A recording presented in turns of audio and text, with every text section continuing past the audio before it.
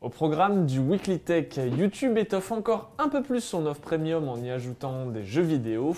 Asus gâte les possesseurs de ROG Ally avec une mise à jour gargantuesque.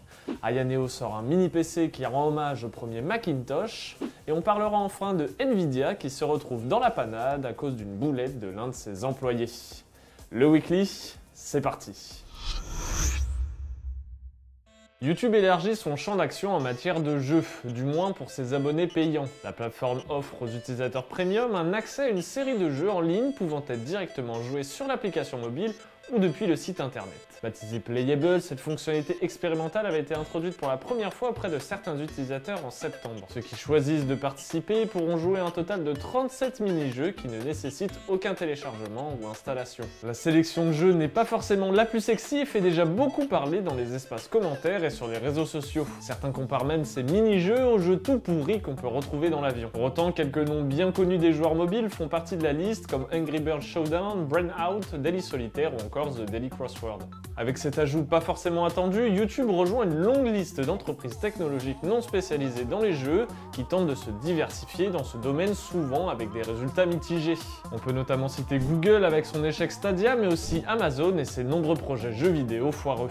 Cependant, un bilan mitigé n'empêche pas d'autres entreprises technologiques de persévérer dans le domaine du jeu. L'expérience de Meta avec Instant Games dure par exemple depuis 7 ans. Netflix de son côté publie des jeux exclusivement sur mobile et souhaite étendre ses activités au cloud gaming, bien que cela prendra probablement un certain temps avant que le service ne soit disponible chez le public. La plateforme de SVOD fait d'ailleurs assez fort puisqu'elle propose depuis quelques semaines à ses abonnés de télécharger gratuitement Football Manager 2024 mobile et Farming Simulator 2023. Au-delà de ça, les expériences de YouTube ne sont pas nouvelles, la plateforme teste souvent des fonctionnalités auprès de ses abonnés payants avant de décider de les intégrer définitivement. En plus de Payables, des membres premium peuvent également s'inscrire pour essayer la fonctionnalité d'intelligence artificielle conversationnelle de YouTube dont nous avons parlé il y a quelques semaines et qui permet aux utilisateurs de poser des questions sur les vidéos qu'ils visionnent.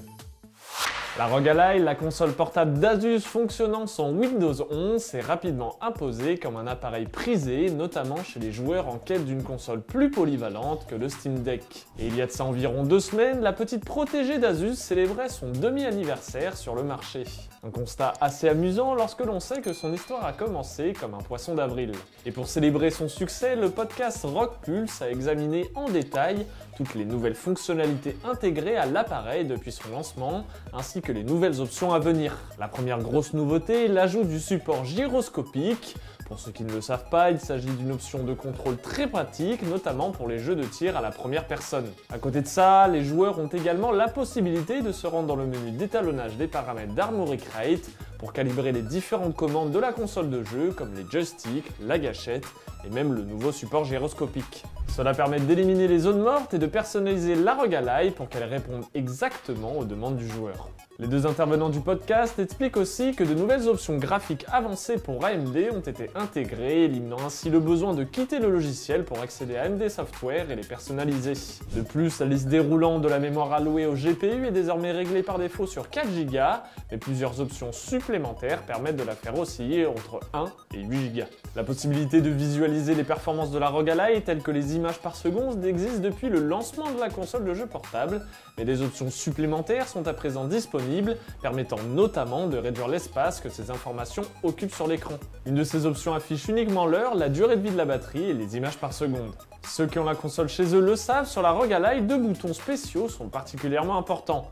L'un est dédié à Armoury Crate et l'autre au centre de commande. Cependant, il n'existait pas de moyen officiel de faire apparaître l'une de ces options à l'aide d'un clavier externe. Mais ça, c'était avant la dernière mise à jour, puisqu'il est désormais possible de personnaliser son propre raccourci clavier pour ouvrir le centre de commande ou l'intégralité d'Armoury Crate. Vous l'aurez compris, cette mise à jour des 6 mois de l'Asus ROG Ally vient apporter un grand nombre d'options supplémentaires qui améliorent considérablement l'expérience de jeu. Un bon point pour Asus qui compte bien faire en sorte que sa console soit présente sous un maximum de sapins à la fin du mois.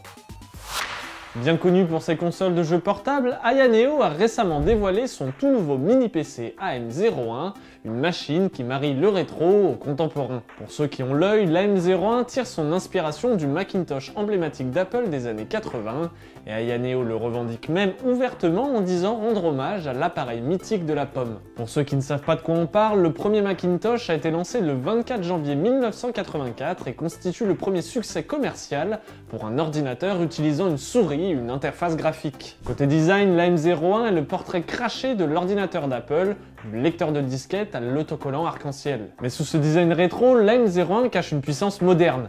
Proposé à un prix attractif de 149 $ en précommande, la M01 est équipée d'un processeur AMD Ryzen 3 ainsi que de 8 Go de RAM et 256 Go de stockage. Pour ceux qui recherchent des performances supérieures, la version haut de gamme à 379 $ offre un processeur AMD Ryzen 7, 32 Go de RAM et 1 Tera de stockage. Cependant, ce qui distingue vraiment la M01, c'est sa polyvalence, avec 5 ports USB dont un USB-C et 4 USB-A, un port HDMI, un DisplayPort, une prise casque, un port Ethernet, le Bluetooth et le Wi-Fi. Cette machine offre une connectivité de haut niveau.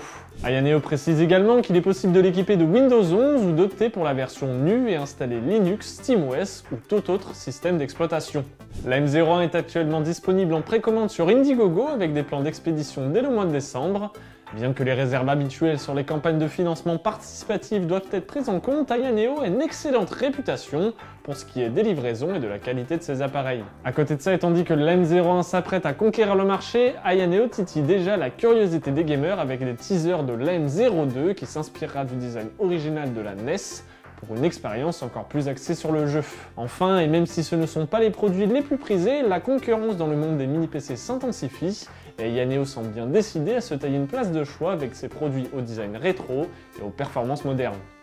Le géant de l'industrie des technologies informatiques Nvidia n'a pas passé le meilleur des Black Friday, non pas parce que ses cartes graphiques ne se vendent pas, mais plutôt parce que la société automobile française Valeo a intenté une action en justice contre la société américaine. Cette affaire a pris naissance à la suite d'une malheureuse bourde de partage d'écran commise par Mohammad Monirouzaman, un ingénieur de Nvidia lors d'une réunion conjointe avec Valeo en 2022. Selon la plainte de la société française, ce dernier aurait involontairement exposé des fichiers de leur code source pendant la réunion. Pour apporter du contexte, il faut savoir que la collaboration entre Valeo et Nvidia porte sur une technologie avancée d'assistance au stationnement et à la conduite. Jusqu'en 2021, Valeo avait la charge à la fois du logiciel et du matériel de la technologie, mais cette dynamique a changé lorsque Nvidia a remporté le contrat pour développer le logiciel d'assistance au stationnement. Et selon les dires de la société française, c'est à ce moment que l'ingénieur aurait pris conscience que son accès et son exposition aux technologies propriétaires de Valeo le rendraient très précieux aux yeux de Nvidia.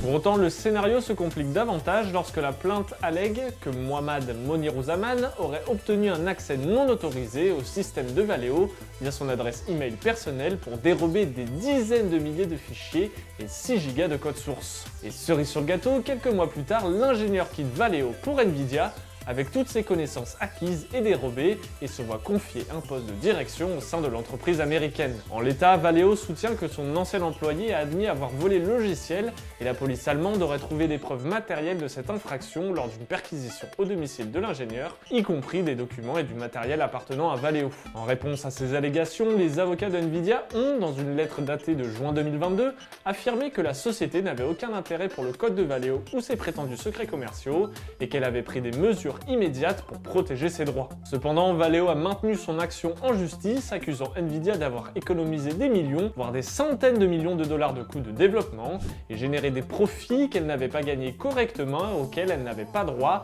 en volant ses secrets commerciaux. Affaire à suivre. Le Weekly Tech, c'est déjà fini, rendez-vous la semaine prochaine.